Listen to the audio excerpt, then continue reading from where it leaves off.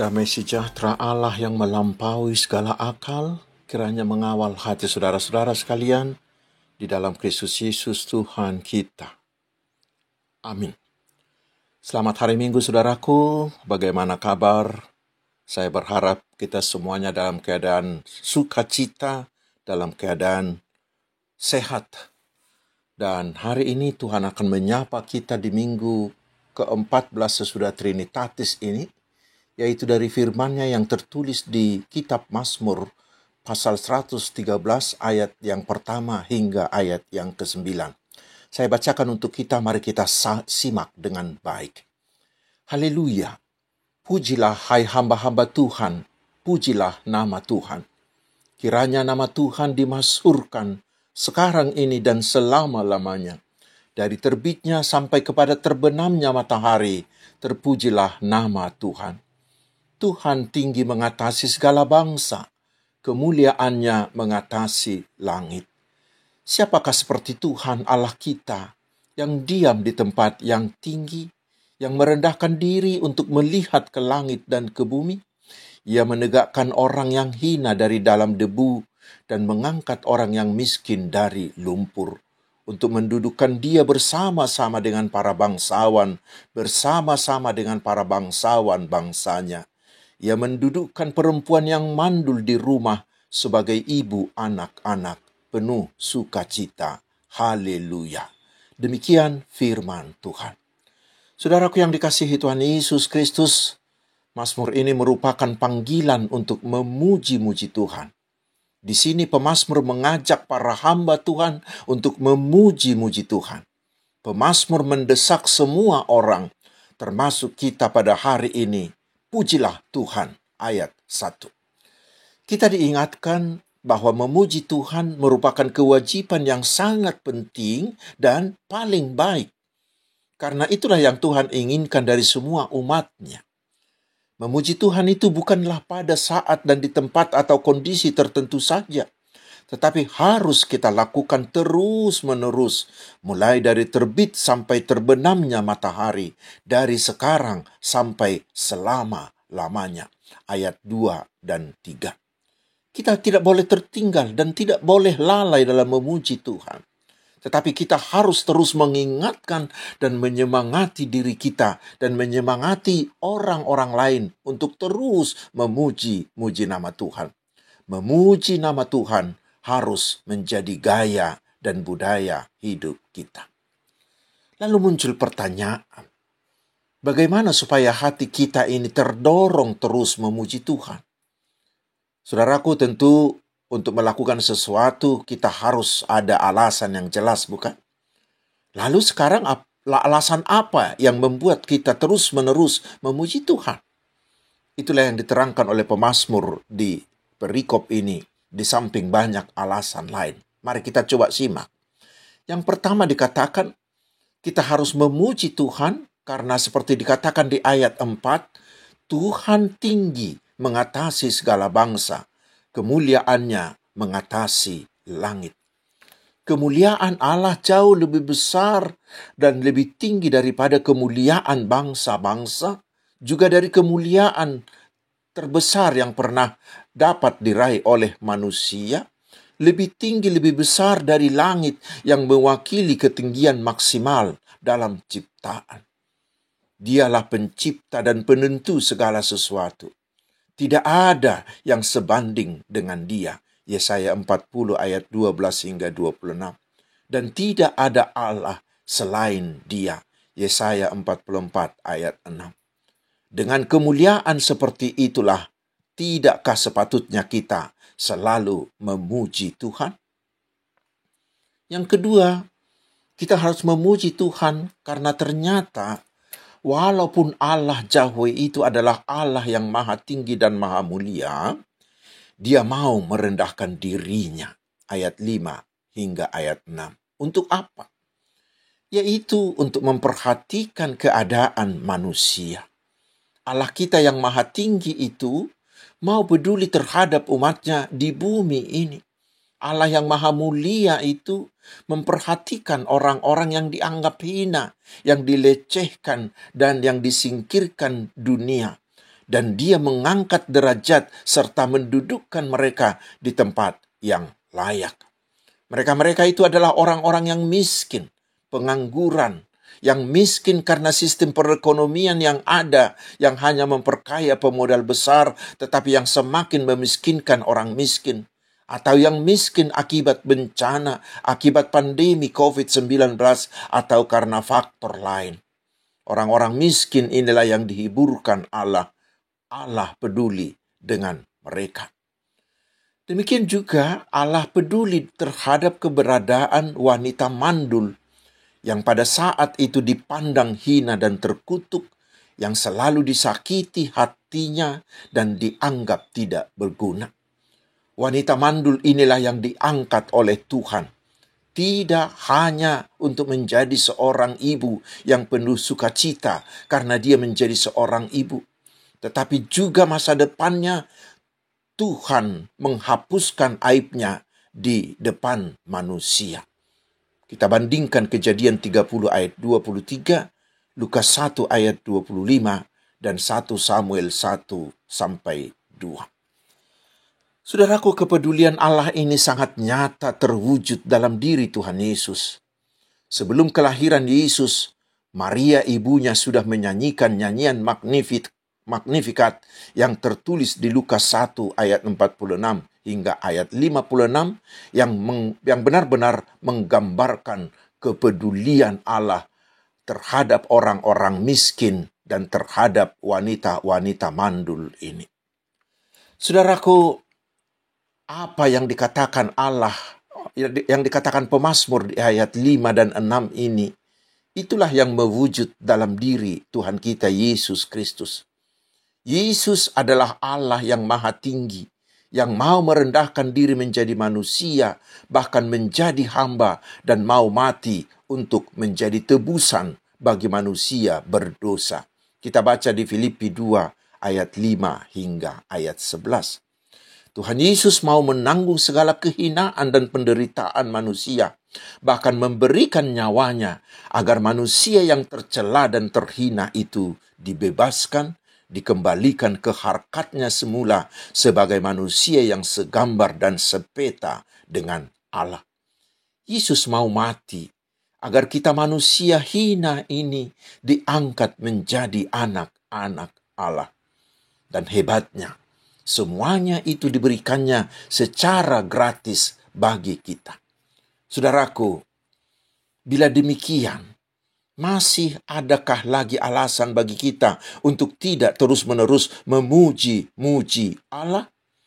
Bila masih ada orang yang tidak mau atau yang masih enggan atau malas atau tidak peduli untuk memuji nama Tuhan, dengan siapakah mereka itu kita ibaratkan?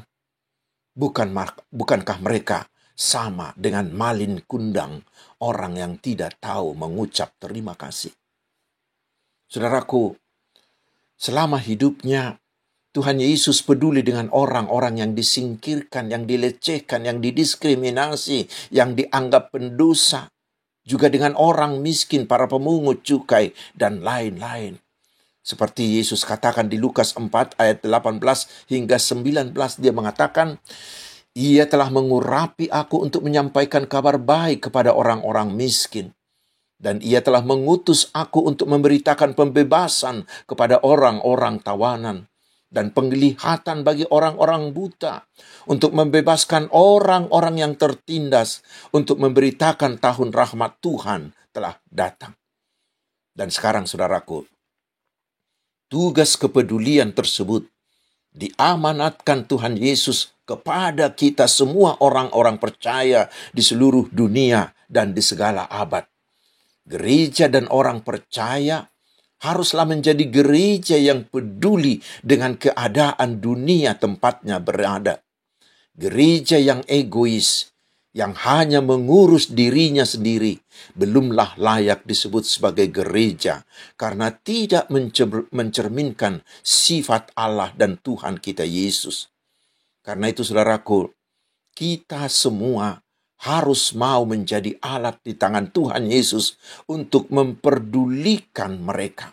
agar dunia merasakan kasih Yesus dan mereka percaya bahwa dalam Yesus telah ada keselamatan sempurna. Itulah cara kita memuji nama Tuhan, agar semua orang juga turut memuji Tuhan. Saudara-saudaraku yang sudah diberkati dalam nama Yesus, biarlah firman Tuhan hari ini semakin menggelorakan hati kita menjadi pemuji Tuhan. Biarlah kita menjadikan pemujian bagi nama Tuhan sebagai sesuatu kewajiban, sebagai gaya hidup. Biarlah setiap detik hidup kita, dimanapun, kapanpun, dalam kondisi apapun, tetap setia memuji Tuhan. Ingatlah saudaraku, pujian dapat mengalir deras dari hati kita hanya bila kita mengenali perbuatan Tuhan. Karena itulah pujian hanya karena Dia telah memberkatimu. Karena itu saudaraku, pujilah Tuhan hanya karena Dia telah memberkatimu. Jangan pernah memuji Tuhan dengan motif agar saudara diberkati. Jangan. Pujian penuh makna akan keluar dari setiap mulut orang yang dekat dengan Tuhan. Pujian terindah bersumber dari hati orang percaya yang meyakini bahwa Tuhan kita adalah Tuhan yang mampu melakukan pekerjaan, perbuatan ajaib dalam hidupnya. Saudaraku, memuji Tuhan bukan hanya berguna sebagai pujian bagi Tuhan, tetapi memuji Tuhan juga memberi manfaat yang banyak bagi diri kita sendiri. Bila kita memuji Tuhan, maka disitulah kita memasuki hadirat Tuhan. Kita akan merasakan kehadiran Tuhan yang sangat-sangat dekat dengan kita. Dengan memuji Tuhan, kita menjadi erat, menjadi intim, menjadi bersahabat karib dengan Tuhan. Dan bila itu terjadi, apa yang akan terjadi dalam diri kita? Secara sederhana saja, saudaraku. Tentu ini akan memberi kita ketenangan. Tidak ada lagi ketakutan atau kekhawatiran sedikit pun. Bila kita memuji Tuhan, ketika kita bekerja, maka kita akan bekerja dengan tenang, penuh inspirasi, dengan mood yang sangat baik, yang ceria. Dan tentu kita akan menjadi produktif, bukan? Bila kita memuji Tuhan dalam perjalanan, maka kita akan tetap tenang, benar-benar percaya bahwa Tuhan adalah gembalaku, ada di sisiku, ada di dekatku, sehingga aku tidak takut apapun. Saudaraku yang dikasihi Tuhan Yesus, memuji Tuhan bukanlah dengan mulut, tetapi harus dari hati dan jiwa terdalam. Karena itulah pusatnya dan sumber pujian, yaitu jiwa manusia. Keadaan jiwa inilah yang mempengaruhi suasana hati seseorang, yang menjadi penyebab kehidupan manusia menjadi buruk atau menjadi baik. Sehingga bila hati dan jiwa kita itu kita isi dengan pujian bagi Allah, maka Allah akan menguasai jiwa kita itu. Dan bila Allah sudah menguasai jiwa kita, rasakanlah hasilnya, saudaraku. Karena di dalam hati kita akan muncul kelegaan, sukacita. Bila kita memuji-muji Tuhan, maka rasakanlah, saudaraku, beban-beban yang memberati kita akan berangsur berkurang dan kemudian habis. Dan hati yang sempit karena kesedihan dan pergumulan akan berangsur semakin luas, semakin luas. Dan kelegaan berangsur memasuki hati kita. Sehingga hati kita yang sedih itu berangsur berubah menjadi sukacita. Ada seorang penulis menuliskan begini, bahwa memuji nama Tuhan itu membuat tubuh kita sehat. Kita tahu, salah satu cara untuk memuji Tuhan adalah dengan bernyanyi dari hati kita yang terdalam, yang kita sampaikan kepada Tuhan. Menurut beliau, hasil penelitian menunjukkan bahwa menyanyi bisa menurunkan tekanan darah dan juga menurunkan kadar gula dalam darah kita. Bisa melancarkan fungsi organ tubuh, melancarkan sirkulasi oksigen dalam darah, menyehatkan dan menguatkan fungsi paru-paru, serta bisa membakar kalori dalam tubuh kita. Saudaraku, jika menyanyi sembarangan lagu saja bisa menyehatkan tubuh kita, apalagilah menyanyikan pujian bagi nama Tuhan. Karena itu, bila kita ingin hidup lebih sehat, maka sering-seringlah memuji-muji Tuhan. Karena itu, saudaraku, jangan abaikan kesempatan memuji Tuhan. Mengabaikan memuji Tuhan sama dengan membuang berkat. Karena itu, mari renungkan hari ini. Seberapa pentingkah memuji Tuhan dalam hidupmu? Seberapa pentingkah memuji Tuhan itu dalam hidupmu? Prioritas nomor berapakah memuji Tuhan itu dalam daftar kegiatan keseharianmu? Bahkan ada yang memberi nasihat begini. Isilah doa-doamu lebih banyak dengan puji-pujian bagi nama Tuhan yang akan membuat hatimu semakin lapang dan bersuka cita. Ketimbang mengisi doa-doamu dengan permohonan-permohonan yang banyak yang sering justru semakin membebani kita. Ketika kita berdoa, yang terutama kita lakukan, saudaraku, adalah ingatlah semua perbuatan Tuhan dalam hidupmu. Daftarkan, kagumi. Maka akan mengalir deraslah nyanyian pujian terindahmu bagi Tuhan Yesus. Selamat memuji Tuhan. Selamat menyanyikan nyanyian pujian bagi Tuhan. Amin. Mari kita berdoa. Terima kasih atas firman-Mu Tuhan yang sangat menyegarkan jiwa kami. Bentuklah kami menjadi orang yang selalu memuji-muji Tuhan. Karena Engkaulah Allah yang mengatasi segala bangsa. Tetapi Engkau juga adalah Allah kami yang mau memperhatikan kami orang-orang yang hina ini. Sehingga Engkau mau memberikan anak-Mu, Tuhan kami Yesus Kristus, untuk menyelamatkan kami. Karena itu kami akan memuji-muji nama-Mu di setiap waktu hidup kami. Ya Tuhan, berkatilah kami umat-Mu ini. Karena hanya Engkaulah andalan kami. Kami hanya berharap padamu, gunung batu kami. Kami memohon ya Tuhan, berilah hikmat-Mu kepada semua orang tua, agar mereka berhikmat mendidik anak-anaknya menjadi anak-anak yang tetap takut dan setia akan Tuhan.